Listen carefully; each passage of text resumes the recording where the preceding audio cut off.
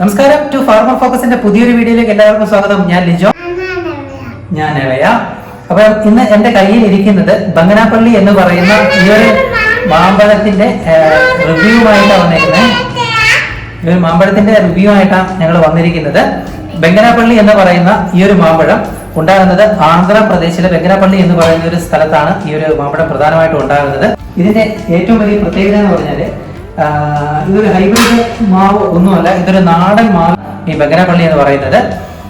അതുകൊണ്ട് തന്നെ ഈ ഒരു സ്ഥലത്തിന്റെ പ്രത്യേകത കൊണ്ട് ഇതിന് വ്യത്യസ്തമായ ടേസ്റ്റും അതേപോലെ തന്നെ ഇതിന് വ്യത്യസ്തമായ ഒരു ഷേപ്പ് ഒക്കെ ഉണ്ട്. മാമ്പഴം കാണിച്ചു കൊടുക്കുന്നത് കാരണം ഈ ഒരു മാമ്പഴം നമ്മൾ നോക്കുകയാണെങ്കിൽ തന്നെ ഇതിന് നല്ല വ്യത്യസ്തമായ ഒരു ഷേപ്പാണ് ഉള്ളത്. അതുപോലെ തന്നെ നന്നായിട്ട് വിളഞ്ഞു പഴുത്ത മാമ്പഴമാണെന്നുണ്ടെങ്കിൽ ഇതിന്റെ ഈ ഒരു ഞെട്ടൊക്കെ ഉള്ളിലോട്ട് ആയിരിക്കും. അപ്പൊ ഞാൻ ഈ ഒരുപാട് ഈ മാവിന്റെ തൈകളൊക്കെ ആളുകൾക്ക് കൊടുക്കുന്ന സമയത്ത് നിങ്ങളിത് കഴിച്ചിട്ടുണ്ടോ, ഇതിന്റെ ടേസ്റ്റ് എങ്ങനെയാണെന്നൊക്കെ ആളുകൾ ചോദിക്കാറുണ്ട്. അതുകൊണ്ട് ഞാനിപ്പോൾ മാക്സിമം കിട്ടുന്നതിന്റെ അത്രയും വെറൈറ്റി ആയിട്ടുള്ള മാമ്പഴങ്ങൾ കഴിച്ച് നോക്കാറുണ്ട്. അപ്പോൾ അങ്ങനെ എനിക്ക് കഴിഞ്ഞ ദിവസം ഇത് മാർക്കറ്റിൽ നിന്ന് വാങ്ങിച്ചതായത് സൂപ്പർ മാർക്കറ്റിൽ നിന്ന് വാങ്ങിയ 2 മാമ്പഴമായത്. അപ്പോൾ ഇതൊന്ന് കഴിച്ചു നോക്കിയിട്ട് ഇതിന്റെ ടേസ്റ്റ് എങ്ങനെയാണ് ഞാനൊക്കെ പറഞ്ഞു തരാം. ഇത് ആന്ധ്രാപ്രദേശിൽ മാത്രമല്ല, ഇത് ഇവിടെ പല ഭാഗങ്ങളിലും ഇത് കൃഷി ചെയ്യുന്നുണ്ട് ഇപ്പോൾ. അതുകൊണ്ട് തന്നെ നമുക്ക് ഈ ഒരു ബംഗനാപ്പള്ളിയിൽ നിന്ന് കിട്ടുന്ന ആന്ധ്രയിൽ നിന്ന് കിട്ടുന്ന അത്രയും ഒരു ടേസ്റ്റ് വേറെ എങ്ങനെ കൃഷി ചെയ്ത് കഴിഞ്ഞാൽ കിട്ടണമെന്നില്ല. നമ്മുടെ നാട്ടിലെ ഒളോർ മാങ്ങയൊക്കെ പോലെ ഇതൊരു സ്ഥലത്തിന്റെ പ്രത്യേകത കൊണ്ട് മാത്രം ഇതിന്റെ ഒരു ടേസ്റ്റിലും അതേപോലെ തന്നെ ഷേപ്പിലൊക്കെ വ്യത്യസ്തമായ ഒരു ഇത് പകരുന്ന ഒരു മാമ്പഴമാണിത്. അപ്പോൾ നമുക്കിത് എങ്ങനെയാണ് ഇതിന്റെ ഉത്ഭാവം എന്ന് നമുക്ക് നോക്കാം. നല്ല ഒരു മഞ്ഞ കളറാണിത്. നന്നായിട്ട് പഴുത്തു കഴിഞ്ഞാൽ നല്ല ഒരു മഞ്ഞ കളർ തന്നെയാണ് ഈ മാമ്പഴത്തിന് ഉണ്ടാകുന്നത്. ഇതിൻ്റെ ഒരു സൈഡ് നന്നായിട്ട് പഴുത്തിട്ടുണ്ട്. ഇത് മാമ്പഴം തന്നെ ഇതാണെന്നുണ്ടെങ്കിൽ ഒരു ഇളം മഞ്ഞ കളറാണ്. ശരിക്കും എന്ന് പറഞ്ഞാൽ നല്ല ഒരു മഞ്ഞ കളർ തന്നെയാണ് ഇതിന് ഉണ്ടാകേണ്ടത്. നമുക്കിനി ഈ മാമ്പഴം ഒന്ന് കട്ട് ചെയ്ത് നോക്കാം. ഇനി മുളങ്ങി താഴോ ഇത് കട്ട് ചെയ്യട്ടെ.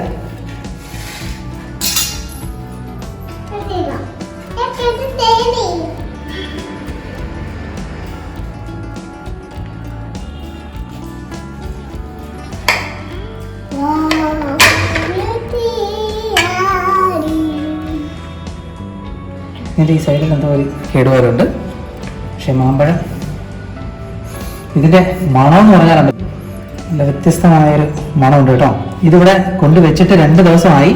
അപ്പോൾ ഈ 2 ദിവസം ഈ കിച്ചണിൽ നമ്മൾ വരുന്ന സമയത്ത് ഒരു മാമ്പഴത്തിൻ്റെ മണം ഇങ്ങനെ നന്നായിട്ട് അടിക്കുന്നുണ്ടായിരുന്നു. നമുക്കിതൊന്ന് കഴിച്ച് നോക്കാം. ഇതിൻ്റെ ഒരു പീസെടുത്തിട്ട് നോക്കി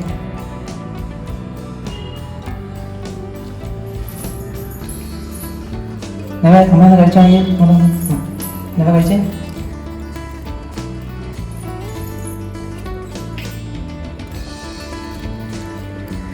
നമ്മുടെ മധുരം കട്ട് ചെയ്തരാം എടുത്തു.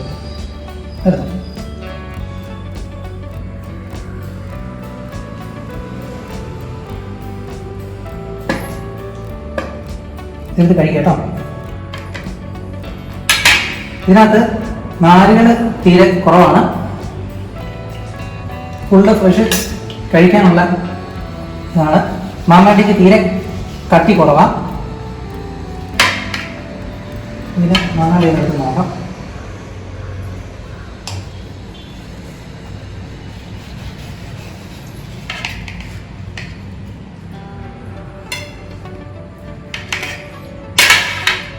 ഇതിന് മാങ്ങാട്ടിക്ക് തീരെ കട്ടി കുറവാണ്. അപ്പോൾ ഇതിനകത്ത് കൂടുതലും ഫ്ലഷ് നമുക്ക് കഴിക്കാൻ വേണ്ടിയിട്ടുള്ളതാണ്. അപ്പോൾ ഈ ഒരു ചെറിയൊരു ലെയർ മാത്രമേ മാങ്ങാടിയുള്ളൂ. അപ്പോൾ ഇത് നല്ല വ്യത്യസ്തമായൊരു ടേസ്റ്റ് തന്നെയായൊരു മാമ്പഴത്തിനുള്ളത്.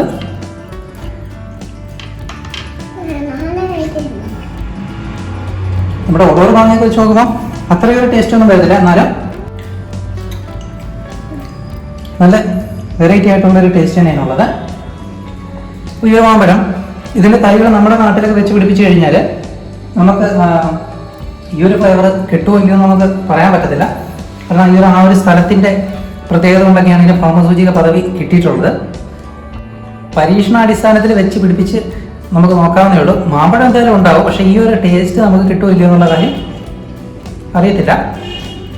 അപ്പം ഇതിൻ്റെ പേര് മറന്നുകൊണ്ട ബംഗനാപ്പള്ളി എന്നാണ് ഈ ഒരു മാമ്പഴത്തിൻ്റെ പേര്, ഈ ഒരു മാവിനത്തിൻ്റെ. അപ്പോൾ നിങ്ങളൊക്കെ തൈകളൊക്കെ കിട്ടുകയാണെന്നുണ്ടെങ്കിൽ ഒന്ന് വെച്ച് പിടിപ്പിക്കാനായിട്ട് നോക്കുക.